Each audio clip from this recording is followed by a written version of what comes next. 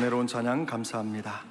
이제 성경 말씀을 봉독하겠습니다. 오늘 우리에게 주신 하나님의 말씀은 신약성경 로마서 12장 1절 2절 말씀입니다. 신약성경 256페이지쯤 됩니다. 로마서 12장 1절 2절 말씀을 다 함께 한 목소리로 봉독해 올리겠습니다. 12장 1절입니다. 그러므로 형제들아, 내가 하나님의 모든 자비하심으로 너희를 권하노니 너희 몸을 하나님이 기뻐하시는 거룩한 산 제물로 드리라. 이는 너희가 드릴 영적 예배니라. 너희는 이 세대를 본받지 말고 오직 마음을 새롭게 함으로 변화를 받아 하나님의 선하시고 기뻐하시고 온전하신 뜻이 무엇인지 분별하도록 하라. 아멘. 오늘도 예비하신 크신 은혜를 주실 주님을 찬양합니다. 머리끝부터 발끝까지 예수님의 보혈로 덮어주셔서 우리 마음의 복잡한 것들 다 정리하게 하시고 선한 목자 되신 주님의 구체적인 말씀을 깨닫는 시간 되기를 간절히 바랍니다. 저는 우리 성도들을 향하여 늘 기도하는 것 중에 하나가 저 자신도 그러고 우리 성도들도 주님의 심정을 깨닫는 성도들이 되게 하여 주십시오. 주님의 심정을 알고 주님의 심정을 깨닫게 해달라고. 왜냐하면 그 이유가 뭐냐면 예수님을 믿는다 하면서도 하나님의 심정을 깨닫지 못하고 그렇게 신앙생활하는 분들이 많아요. 하나님의 심정을 깨닫지 못하면 하나님의 뜻을 알 수가 없어요. 부모를 제대로 알지 못하는데 부모가 어떤 뜻을 갖고 있는지 자식이 어떻게 알겠어요? 오늘 예배를 통하여 하나님의 뜻을 분별하는 역사가 일어나기를 원합니다. 저는 처음 목회를 시작할 때에 개척을 해야 하나, 청빙을 받아서 부임을 해야 하나, 그때 마침 청빙하는 교회들도 좀 있었고 이래갖고 고민을 했어요. 고민하는데 저희 모친 같은 입장은 저희 부친이 교회를 개척했기 때문에 교회 개척하면서 하도 우리 모친은 고생을 해갖고 야야 너는 개척하지 마라. 그래요. 그래서 왜요? 그러니까 개척은 너무 어렵다고. 왜 어려운데요? 그러니까 야 교회도 하나 지으려면 얼마나 고생인데. 그래서 저희 모친을 제가 미국에서 좋은 교회를 보여드리고 이런 교회도 빌릴 수가 있어요. 그러면서 우리 어머님의 마음을 좀 위로하고 개척해 버렸어요. 그러니까 제가 청빙이냐 개척이냐, 또 저희 부친도 개척이냐 청빙이냐 할 때 개척하셨고 그랬고 2주일 전에 저희 첫째 아이가 목회자인데 얘도 교회를 개척했어요. 그래서 제가 이걸 보면서 3대가 교회 개척한 것이 참 감사하다.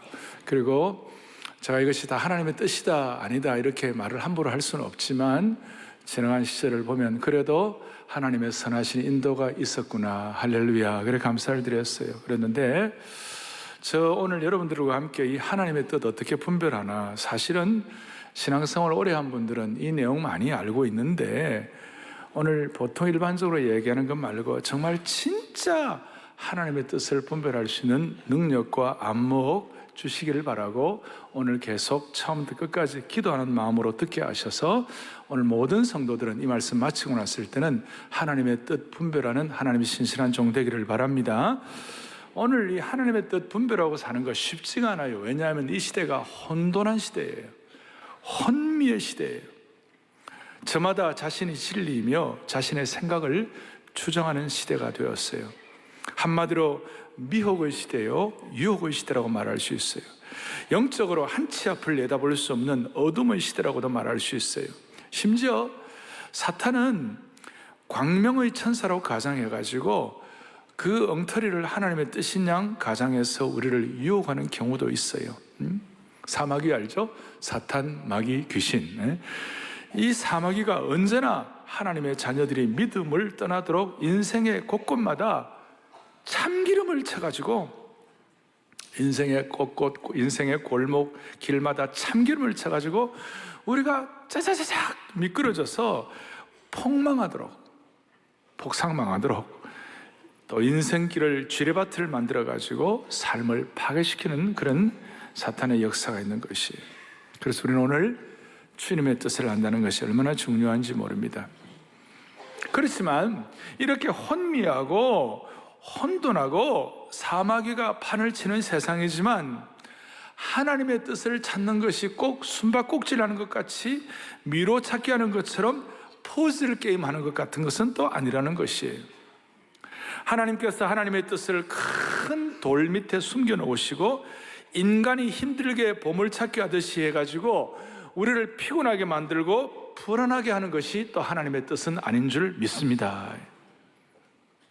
그리고 제가 선제적으로 얘기하면 하나님의 뜻은 완벽합니다. 왜냐하면 하나님 자체가 완벽하신 분이기 때문에. 하나님의 뜻은 선하십니다. 왜냐하면 하나님은 선하신 분이시기 때문에. 하나님의 뜻은 실패하지 않습니다. 왜냐하면 하나님은 실수하지 않는 하나님이시기 때문에. 그리고 하나님의 뜻은 우리의 생각보다 높습니다.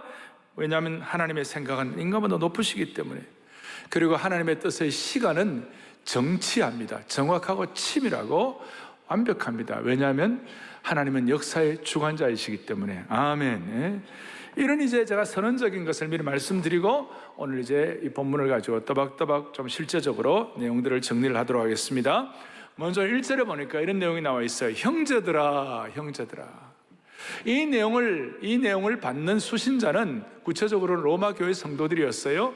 그렇지만 오고 오는 세대, 이 신앙 또 하나님의 말씀의 구원사적인 계시의 역사 전체를 볼 때는 이 말씀은 로마 교회 성도들만을 향해 한 것이 아니고 지나간 2000년 교회 역사에 하나님의 그리스도의 보혈의 피로 구원받은 모든 하나님의 백성들 한 사람 한 사람을 위하여 주신 말씀이라고 믿습니다.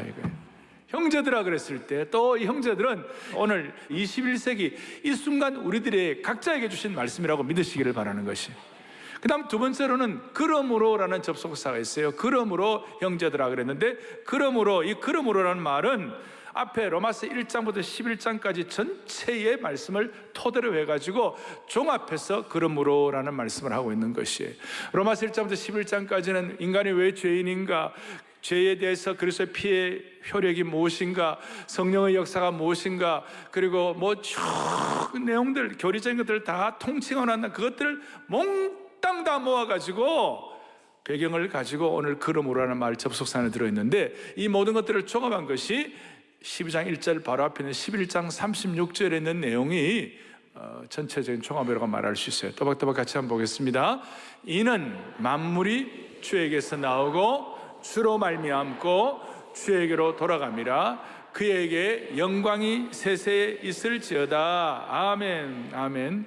여기 보니까 모든 것들을 종합해 보니까 만물이 하나님께로부터 나오고 하나님께로 말미암고 하나님께로 돌아간다. To, from, through 이렇게 해서 모든 것이 하나님께로 돌아간다. 그럴 때 처음과 끝이 그렇게 될 때 자연스럽게 영광이 세세에 있을지어다. 그러니까 저와 여러분들이 하나님의 뜻 분별하려고 마음에 소원을 하고 하나님의 뜻에 대한 눈이 열린다면 예외 없이 모든 사람들은 하나님의 영광과 직결된 인생이 되는 것이에요. 그리고 오늘 이 안아주신의 본당에 들어와서 이 말씀을 듣고 마음을 펴고 하나님의 뜻을 분별하기를 원한다면 오늘 저와 여러분들의 눈이 하나님의 영광과 있다 있기를 바라는 것이에요.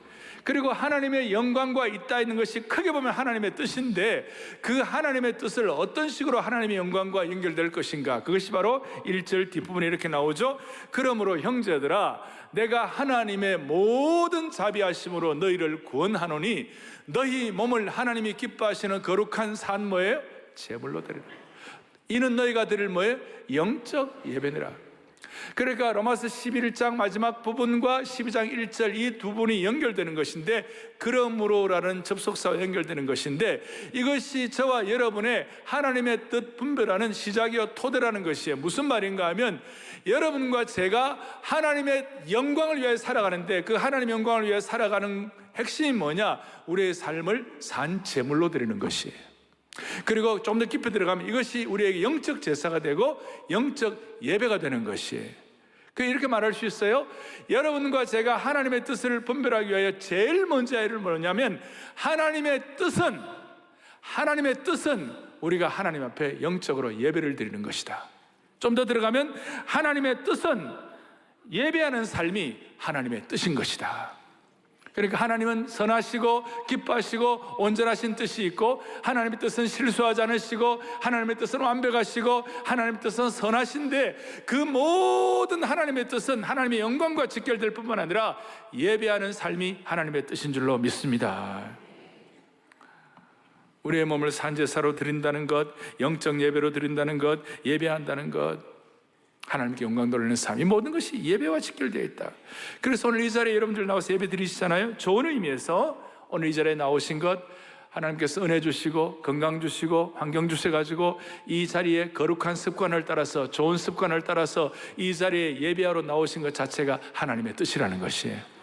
그리고 이 예배에 나오셔서 하나님의 뜻에 눈이 열리면 자연스럽게 구체적으로 내가 하나님의 뜻을 어떻게 실천하고 살아야지 하는 데 대한 하나님이 방향을 주신다는 것이에요. 여러분들이 인지할지 안 할지는 모르지만 우리가 지금 이 자리에 와서 예배를 드리는 것 자체가 하나님의 뜻을 우선적으로 실천하고 있는 것이에요. 할렐루야. 그럴 때 내 삶 전체가 예배가 되는 하나님의 뜻으로 연결되게 하여 주시고, 또 자연스럽게 내 삶 전체를 통하여 하나님의 영광이 드러나는 것이에요. 그리고 이렇게 예배하는 삶을 통하여 하나님의 뜻에 대해서 눈이 열리게 되면 거기에 나타나는 현상이 뭐냐면, 믿지 않는 사람들에게 하나님이 존귀하게 보이기 시작하는 것입니다.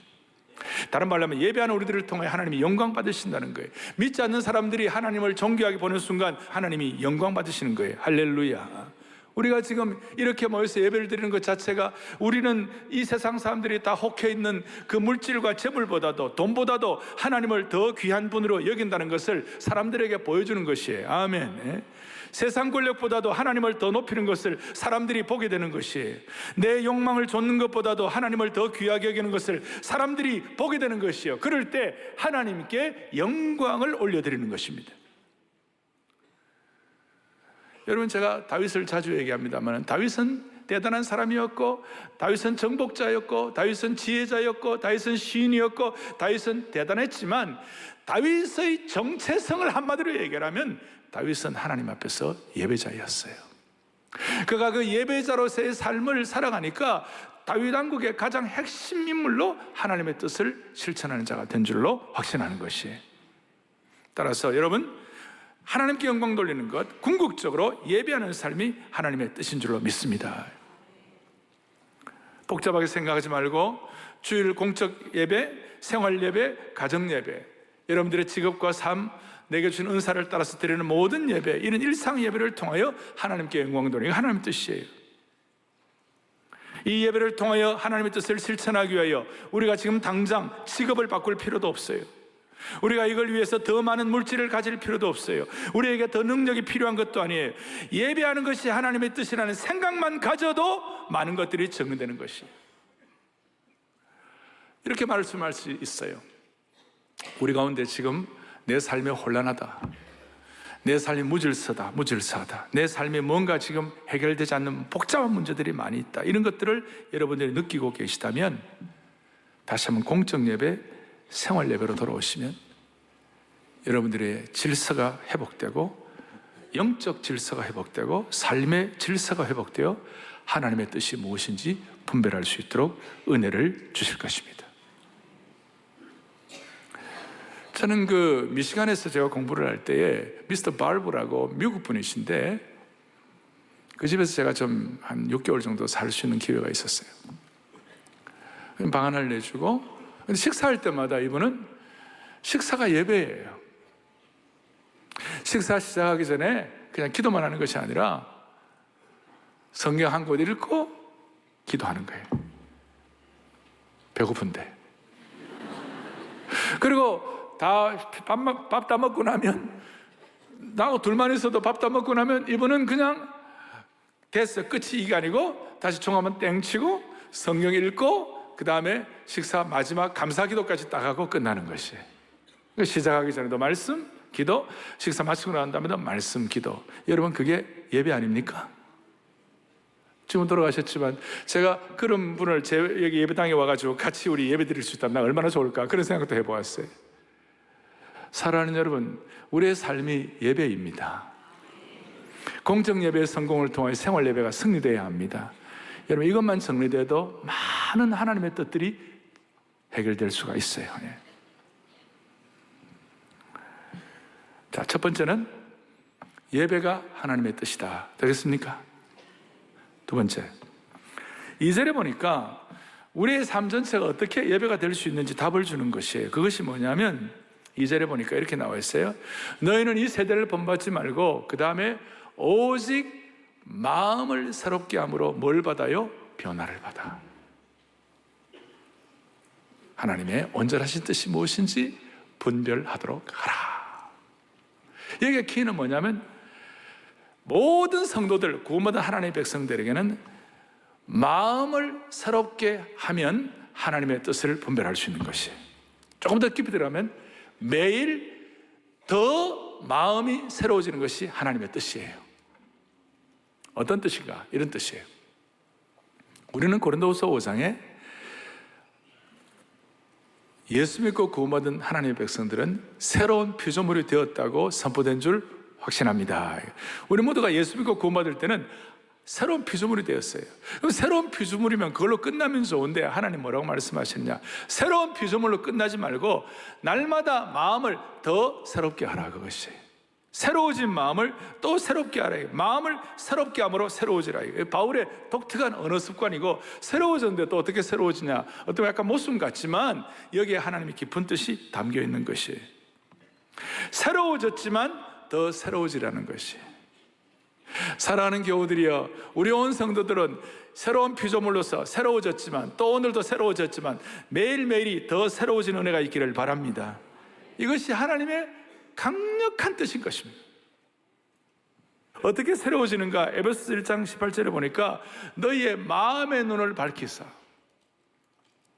자, 따라하겠습니다. 새로워졌지만 더 새로워져야 한다. 여러분, 이것이 하나님의 뜻인 줄로 믿습니다. 그럼 어떻게 더 새로워지는가? 우리의 마음의 눈을 밝혀가지고 다른 어떤 것보다도 예수님에 대한 새로움이 날마다 더, 주님에 대한 새로움이 날마다 더 새롭도다. 할렐루야. 주님에 대한, 그러니까 히브리서 3장에 보면 예수님을 깊이 생각하라 이런 말, 예수님을 깊이 생각하라는 그런 말씀이 있어요. 마음의 눈을 밝혀가지고 날마다 더 새로워지기 위하여 예수님을 더 깊이 생각할 때마다 무슨 일이 벌어지는가? 예수님의 마음, 예수님을 깊이 생각할 때마다 주님이 우리의 마음을 새롭게 해주심으로 말미암아 우리의 삶의 상상력에 불을 질러주시는 거예요. 우리의 삶의 상상력에 불을 지펴주시는 것이 하나님의 뜻. 우리가 구체적으로 다 모르지만 오늘 본문은 하나님이 우리에게 대한 완벽한 뜻들이 있는데 그 뜻을 이루기 위하여 예배하는 것이 하나님의 뜻이지만 또 중요한 것은 날마다 마음을 더욱 새롭게 하라. 포에버 어른들, 마음을 새롭게 하기를 바랍니다. 겉사람은 후패하지만 우리의 속사람은 날마다 내 청춘으로 독수리같이 새롭도다. 이게 하나님의 뜻이에요. 그리고 이렇게 하나님의 뜻을 가지고 이런 마음의 소원을 가지고 예수님을 깊이 묵상할 때에 우리의 마음이 날마다 더 새로워지는 거예요. 그리고 주님을 묵상하며 마음이 날마다 더 새로워지면 무슨 일이 벌어지는가? 우리의 영적인 이미지네이션, 영적인 상상력에 불이 지펴지게 돼가지고 상상력, 창의력, 역동력, 신선함이 끊어지지 않는 축복을 주시는 것이에요. 우리의 마음에 새로워진 것에 또 왜 새로움이 필요하냐면 오늘 이 세상이 너무 의식화되어 있어요. 여러분과 저는 우리도 모르게 지금 텔레비전 채널이 100개가 넘어요. 그리고 수많은 채널을 통하여 공중파, 지상파, 또 일반 방송 할 것 없이 다 이런 전부 다 뭐냐면 여러분들을 의식화시키는 것이. 그 방송이 원하고자 하는 거기서 어떤 그 요구하고자 하는 그런 내용대로 사람들의 마음을 전부 의식화하는 거예요. 옳다 그르다를 떠나서 매체들이 전부 다 여러분들을 의식화하는 거예요. 따라서 여러분과 제가 날마다 마음을 새롭게 함으로 주님을 묵상함으로 계속 새로워지지 않으면 의식화 작업이 일어나고 거기에 딸려가게 되어 있는 것이. 그럴 때 하나님의 뜻이 이루어질 수가 없어요. 세상의 뜻에 노예가 되고 의식화되면 하나님의 뜻을 알 수가 없어요. 세상의 방송들이 자꾸 우리를 의식화시키고 오염시키고 있을 때 우리가 하나님의 뜻을 실천할 수가 없어요. 우리의 방향은 날마다 우리의 마음을 더 새롭게 가지고 주님이 주시는 새로운 상상력을 가지고 거룩한 창의력으로 하나님의 뜻을 실천하는 것이. 그럴 때 2절 뒷부분에 하나님의 선하시고 기뻐하시고 온전하신 뜻이 무엇인지 분별되도록 은혜를 주실 줄로 믿습니다. 한 번 더 따라 하시겠습니다. 마음을 더 새롭게 하면 하나님의 뜻이 분별된다. 다시 한번 길게 다시 한번 마음을 시작. 마음을 더 새롭게 하면 하나님의 뜻이 분별된다. 아멘, 아멘, 아멘. 그리고 이 새로워진 걸 가지고 우리가 미래를 예측하거나 무슨 뭐 수정구슬 가지고 타로점 보고 오늘의 운세 이런 것이 아니에요. 그건 제가 좀 이따 설명할 텐데, 그건 자연스럽게 우리의 하나님의 뜻 분별에 대한 토대가 되어 있으면 자연스러운 반응으로 그런 해결하는 것이고, 우리에게 중요한 것은 새로운 마음이지만, 새로운 피조물이 되었지만, 날마다 주님을 묵상함으로, 예수님 깊이 묵상함으로, 예수님을 생각함으로 우리의 마음이 더더 새로워지면, 우리에게 주님께서는 새로운 마음을 가지고 분별할 수 있는 새로운 생각의 렌즈를 주시는 줄 믿으셔야 되는 거예요. 새로운 안경을 주시는 것이, 새로운 안경을 끼게 하는 것이. 예배를 토대로 더 새로워진 마음이 생기면 하나님의 뜻을 분별하는 새로운 렌즈를 착용할 수 있도록 은혜 주시는 주님을 찬양하십시다. 하나님의 뜻을 분별하는 안경을 주시는 거예요. 핫뜻 안, 하나님의 뜻을 분별하는 안경, 이걸 주시는 거예요. 다 새로워진 안경, 새로워진 렌즈를 주는 거예요. 이럴 때 우리는 자연스럽게 하나님의 뜻과 매치될 수가 있는 것이. 다 안다 생각하지 마시고 여러분 예배 다시 회복하시기 바랍니다. 그런 많은 것들이 정리될 수가 있습니다. 두 번째는 새로운 마음이지만 더 새로워진 마음을 달라고 기도하셔야 됩니다. 우리는 세상의 신념보다도 신앙이 훨씬 더 중요하다는 사실을 아셔야 되는 거예요. 그러면 구체적으로 하나님의 뜻을 어떻게 분별할 수 있나? 오늘 제가 이제 근본 질문 시리즈는 항상 공식이 있었잖아요. 그러면 또 목사님 공식 없을 때도 있었는데 그건 알아서 해결하는 거예요. 예? 그런데 모든 근본 질문은 공식이 꼭 있었어요. 제가 일일이 공식 1, 2를 다 말 안 하지만 그래도 거기에 다 담겨 있었어요. 오늘은 하나님의 뜻 분별에 대한 공식 하나, 첫 번째, 하나님의 말씀에 푹 빠지기를 바랍니다. 이게 무슨 말인가? 뭐 당연한 말씀하는가? 아니에요. 시편 119편 18절을 보겠습니다. 또박또박 같이 보죠. 내 눈을 열어서 주의 율법에서 놀라운 것을 보게 하오. 아멘. 내 눈을 열어가지고 주의 말씀을 통해서 놀라운 것을 보게 하옵소서. 율법은 오늘 우리가 갖고 있는 말씀이라도 뭐 전혀 이상하지 않습니다. 하나님의 말씀은 오류 없이 분명하게 우리의 삶의 길라잡이가 되어가지고 우리의 삶이 하나님의 뜻을 분별하고 살도록 인도해 주시는 것이에요. 그러려면 성경부터 제대로 읽어야 돼요. 여러분 성경은 두꺼워요. 구약이 929장, 신약이 260장, 1189장. 그리고 이 성경 페이지 수로 보면 한 1750페이지 정도 돼요. 그런데 이것은 좀 빡빡한 성경 이런 그 편집으로 되어 있는 것이기 때문에 일반 책 페이지로 말하면 한 4000페이지 정도, 4000페이지. 그리고 그 좀 느슨하게 말하면 이게 5, 6000페이지 정도 돼요. 여러분이 5, 6000페이지의 성경에다가 푹 빠지는 평생이 되기를 바랍니다. 푹 빠지셔야 돼요. 성경에 푹 빠지게 되면 성령께서 말씀을 통하여 우리가 하나님의 뜻을 분별할 수 있도록 렌즈를 강화시켜 주는 거예요. 요한복음 14장 26절에 여러분 잘 아시는 말씀이지만 같이 보죠. 그가 너희에게 모든 것을 가르치시고 내가 너희에게 말한 아멘. 성경과 성령님을 통하여 새로운 렌즈가 장착되면, 말씀에 푹 빠지게 되면 우리에게 하나님의 뜻이 어떤 것인지를 정확하게 분별하도록 만들어주는 것이에요. 성경을 여러 번 읽다 보면 아예 자연스럽게 하나님의 뜻 몇 가지는 정리가 되어버려요. 어떻게 정리되는가? 첫째, 작정된 하나님의 뜻을 분별하게 되는 것이. 작정된 하나님의 뜻이 뭡니까? 예수님이 이 땅에 오셔서 우리로 하여금 구원하시고 십자가 달려 돌아가시고 우리로 하여금 생명의 구주가 되시는 것, 그것에 대해서는 이의가 없어요. 그리고 그 예수 그리스도를 구세주와 주님으로 인격적으로 영접하는 자마다 새로운 피조물이 되고 새로운 삶이 펼쳐진다. 거기에 대해서 이의가 없어요. 작정된 하나님의 뜻에 대해서 이걸 우리가 믿고 사랑의 교회 같은 경우는 부활절에 품은 생명 대각성에 추수하자, 새해 품은 생명 대각성에 추수하자. 아니, 우리가 믿지 않는 영혼들을 위하여 기도하고 그 영혼들이 주님 앞에 말씀 듣고 돌아올 수 있도록 11월 달에 우리가 새생명 축제를 통하여 10월 달에 은혜 받고 그야말로 수많은 영혼들이 주님 앞에 돌아오는 것, 이것은 하나님의 뜻인 줄 믿습니다. 만약에 사랑의 교회가 새생명 축제나 대각성 전도 집회를 통하여 영혼 구원하는 일에 대해서 누가 아니다 그러면 그건 하나님의 뜻 아니죠. 영혼 구원하는 일에 대해서 우리가 전력 투구를 하는 거, 그거 하나님의 뜻인 줄 믿습니다. 이거는 혼란스럽지 않아요. 그래서 첫 번째 뭐라고 그랬습니까? 작정된 하나님의 뜻. 섭리로 연결될 수도 있지만 섭리까지 가면 좀 어렵고, 작정된 하나님의 뜻을 우리가 다 말씀에 푹 빠지면 구별하게 되는 것이에요. 이것만 알아도 많은 것 정리돼요. 두 번째로, 말씀에 푹 빠지면 윤리적이고 규범적인 하나님의 뜻을 자연스럽게 분별하게 되는 것이에요. 말씀에 푹 빠지게 되면 십계명에 나오는 내용, 우리가 그것이 하나님의 뜻인 줄로 믿습니다. 이거예요. 따라서 여러분들이 이 주일날 나와가지고 사랑의 교회에서 이렇게 주일날 말씀을 듣고 말씀에 빠지는 것 자체가 축복인 줄 믿으셔야 되는 것이에요. 사랑의 교회 강단은 아무렇게나 여기에 무슨 만담 들어오는 거 아니에요. 여기 여러분들 와가지고 그냥 달변 들어오는 것도 아니에요. 이 강단 사이가 얼마나 엄중한지 우리 교회 중직자들 다 알고 저도 알고 얼마나 고민하면서 전력 투구하는지 몰라요. 왜? 말씀에 푹 빠져야 여러분들이 하나님 뜻을 분별할 수가 있으니까.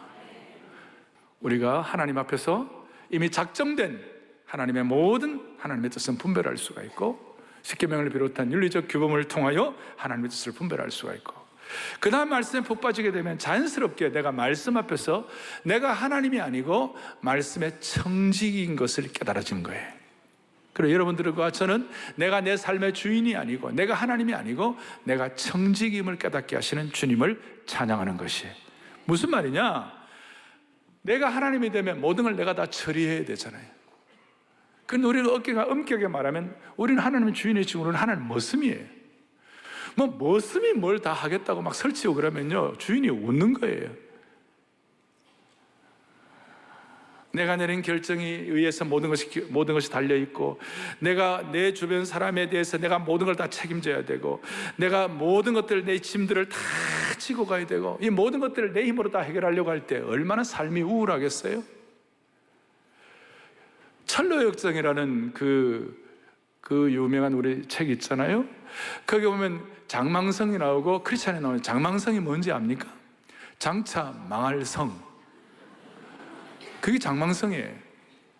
그 장차 망할 성에서 사람들이 살면서, 오늘 우리 사는 거 다 장망성에서 사는 건데, 여기 살면서 영적으로 보면 기독교가, 그 크리스찬이 어깨에 엄청 큰 무거운 짐을 지고 매일 사는 거예요. 본인은 모르지만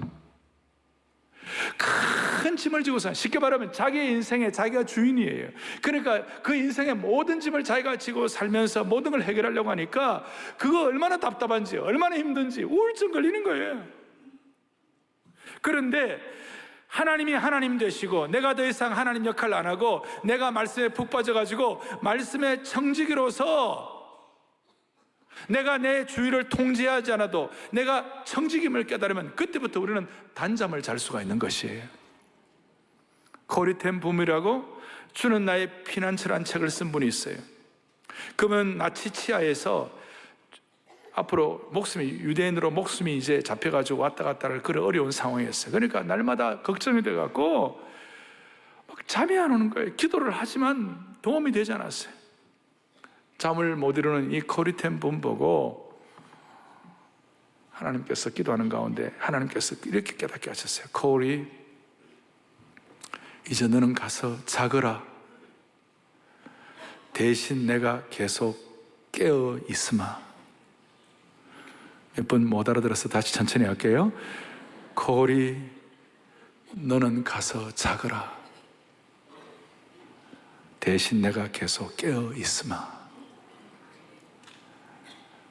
하나님이 깨어서 하나님 되시면 우리는 청지기로서의 은혜를 받는 것입니다.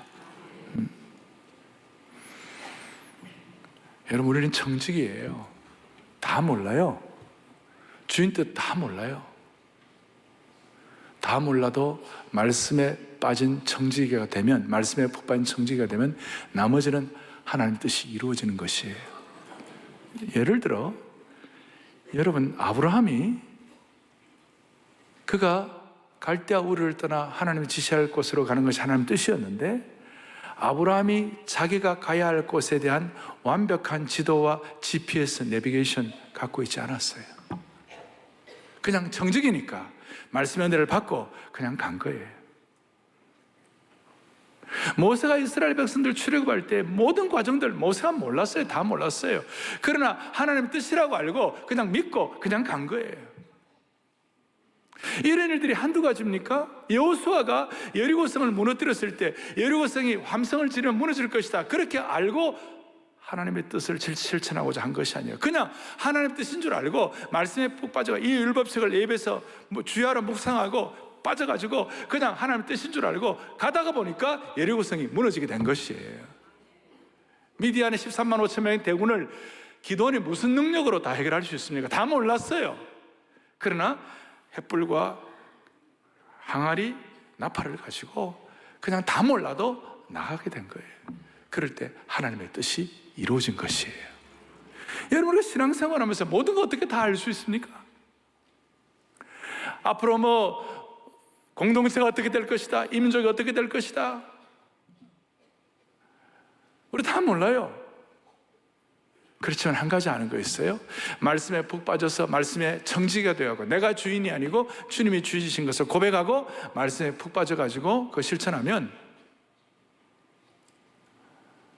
홍해도 갈라주게 하시고 예리고도 무너지게 하시고 가나안 땅으로 들어가게 하시며 미디안의 대군도 해결하게 하시고, 다니엘의 세 친구는 다 몰라요.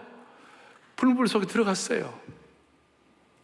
그런데 하나님께서 하나님의 뜻을 거기에 나타내 보여주신 것이에요. 풀무불 속에서도 하나님의 뜻이 펼쳐지는 줄로 믿습니다. 첫 번째 공식은 말씀에 푹 빠져라. 이제 오늘 가장 중요한 말씀을 드리겠어요. 하나님의 말씀과 진리로 우리의 삶의 무의식의 영역을 지배하면 하나님의 뜻을 분별할 수 있습니다. 오늘 제일 강조하고 싶은 내용입니다. 무슨 뜻이냐? 여러분과 저의 삶의 대부분에 나타나는 현상은 뭘 계획하고 각오하고 고민하고 철학하고 분석하고 박사학위 논문 써가지고 행동하는 것이 아니에요. 저와 여러분의 삶의 모든 삶의 현상이나 행동 규범이나 행동 나타나는 모든 형태들은 어릴 때부터 자연스럽게 나도 모르게 무의식 세계가 무엇으로 영향받고 점령받았냐에 따라서 오늘의 삶의 표현이 나오는 것이에요. 동의하십니까? 90% 이상, 어떤 분은 95% 이상.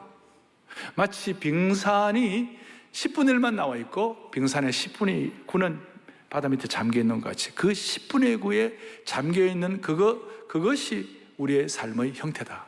좀 세게 말하면 나타나 있는 의식의 5%, 10% 이게 중요한 것이 아니라 여러분의 삶의 무의식 90%, 95%의 무의식 세계가 무엇으로 영향받고 무의식 세계가 어떻게 지배받고 있냐에 따라서 여러분의 삶의 방향이 결정될 것이다.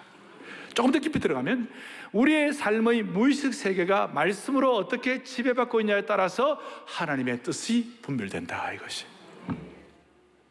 모든 것을 구체적으로 생각하고 모든 것을 디테일하게 따져가지고 그 무의식이 아니라 유의식으로 의식을 가지고 모든 삶의 형태를 다 결정한 사람들은 거의 없어요. 예를 들어서 문을 열 때에 왼손으로 내가 25도 각도로 문을 열어야지, 오른손은 어떻게 방향을 잡아서 열어야지, 이렇게 결정하는 사람은 아무도 없어요. 그냥 무의식적으로 행동하는 것이. 오늘 예배 마치고 집에 가셨어도 뭔가를 결정하실 것이에요. 그때 여러분들이 무슨 의식세계 막 이렇게 해가지고 고민하면서 박사학위 논문 써가면서 그렇게 결정하는 거 아니에요. 집에 가셔가지고 가족들하고 식사교제하고 교제를 한다든지, 아니면 여러분들이 성경을 읽는다든지, 아니면 좀 쉰다든지, 아니면 길을 걷는다든지, 나름대로 여러분들을 다 형태를 가지고 삶을 살아가겠지만 거기에 무슨 깊은 고민과 사색과 철학적 토대를 갖고 하는 것이 없어요. 그것은 뭐냐? 오늘 오후에 있을 여러분들의 삶의 형태는 대부분 여러분들의 삶에 쌓여있던 모든 경험들이 무의식화되어 가지고 무의식화된 것이 자연스럽게 발현된 것이에요. 여러분 동의하십니까? 그냥 제 요지는 뭐냐? 의식적인 말씀의 풍요함을 가지고 무의식 세계를 지배받아야 우리가 하나님의 뜻을 남은 인생 동안 실천한다 이 말이에요. 그 무의식의 환경을 바꿔야 되는 것이에요. 그리고 무의식 세계가 거룩한 말씀으로 지배받을 수 있도록 은혜의 선순환이 일어날 수 있도록, 그 무의식 세계가 하나님께로 지배받고 무의식 세계가 말씀을 통해 지배받을 때 나도 모르게 무슨 일이 벌어지는가? 창의력이 나오고 신선하고 역동적이 되고 거룩한 상상력이 발현되는 것이에요. 그리고 무의식 세계를 무엇으로 지배받는 것이 가장 효과적인 것인가? 특별히 한 가지 말씀드린다면, 성경 암송으로 우리의 무의식 세계가 지배받으면 나도 모르게 하나님의 뜻을 실천하는 평생이 될 수가 있는 줄로 확신합니다.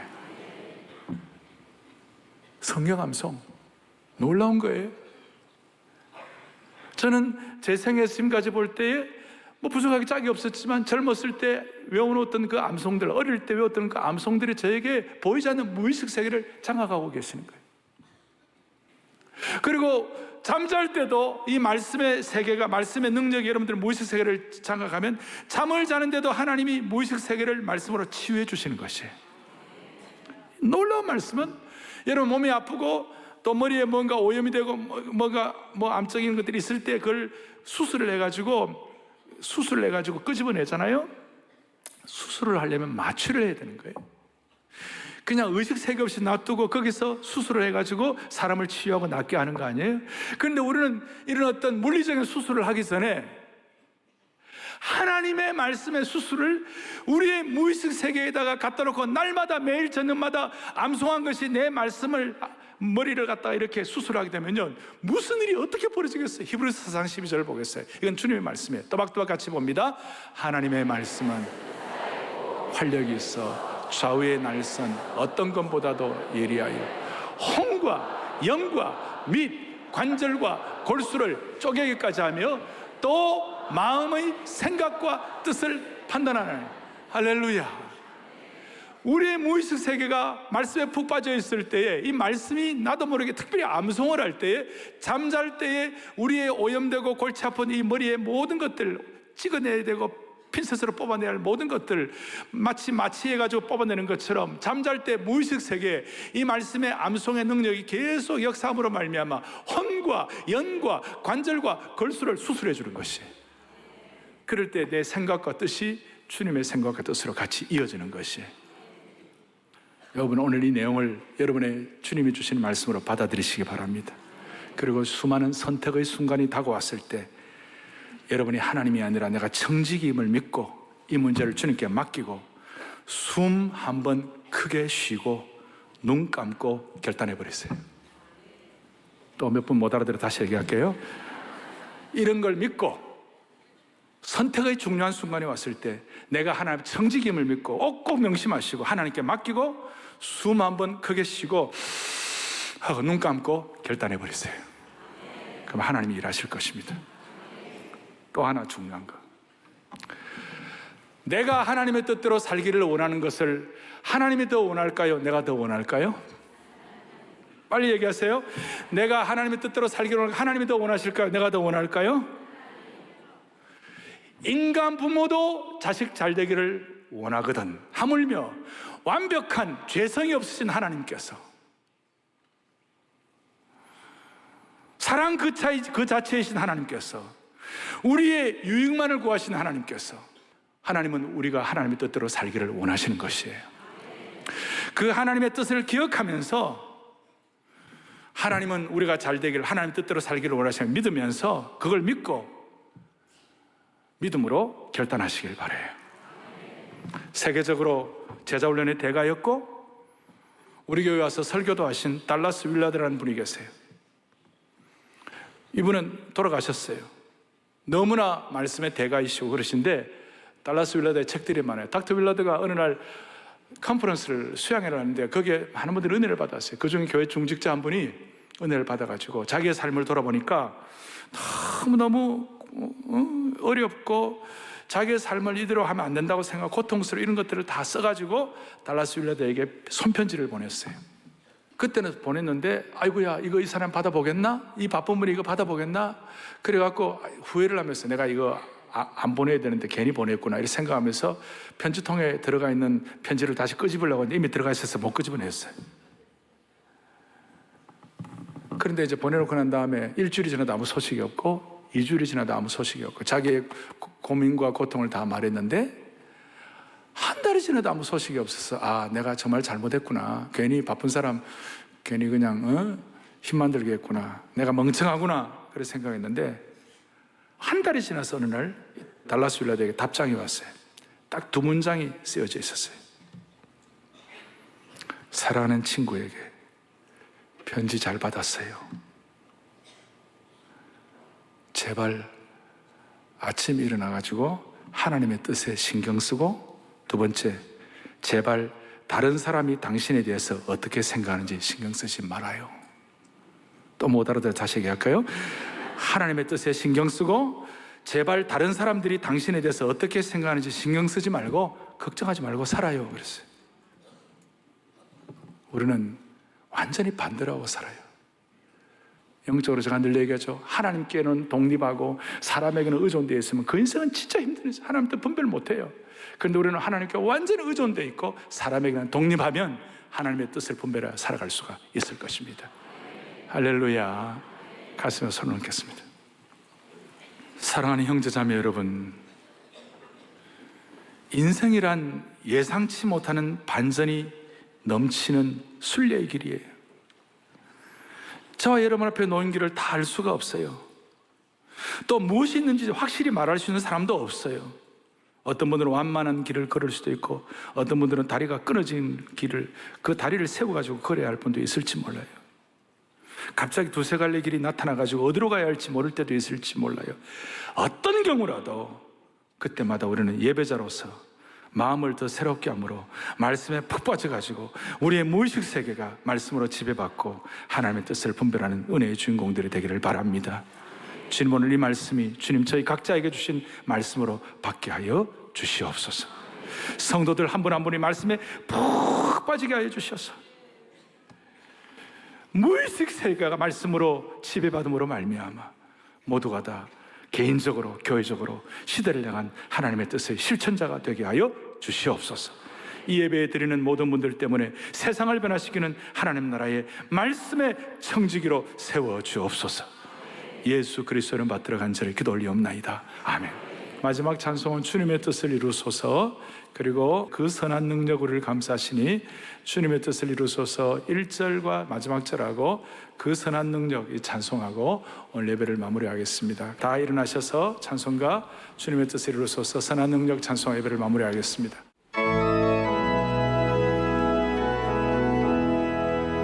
주님의 뜻을 이루소서 고요한 중에 기다리니 지금과 같은 날 빚으사 주님의 영광 만드소서. 주님의 뜻을 이루소서 온전히 나를 주장하사 주님과 함께 동행하는 만민이 알게 하옵소서. 그 선한 능력 우리를 감싸시니 그 선한 능력 우리를 감싸시니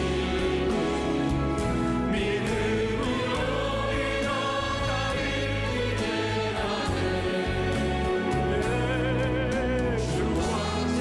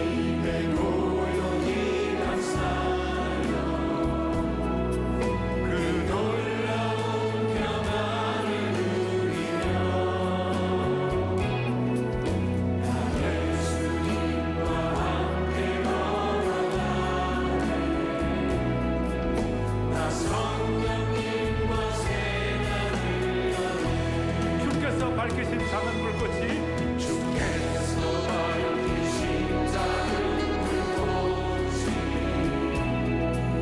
어둠을 헤치고 타오르네. 그 빛에 우리 모두 하나가 되어 그 빛에 우리 모두 하나 되어 온 세상을 비추게 하소서. 이 고요함이 깊어 번져갈 때 이 고요함이 깊이 번져갈 때 저 가슴 벅찬 노래 들리네. 다시 하나가 되게 이끄소서. 주님의 빛이 빛나는 아멘 아멘. 그 선한 능력을 감사하시니 그 선한 능력을 감사하시니 믿음으로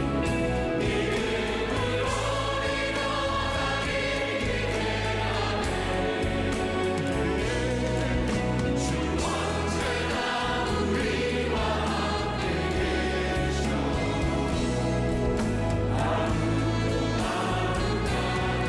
그 선한 능력을 감사하시니 그 선한 능력을 감사하시니 믿음으로 일어나게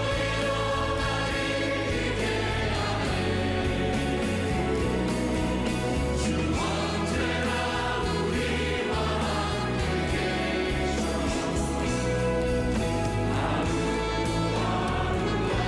계셔. 하루 또 하루가 늘 새로워 하루 또 하루가 늘 새로워.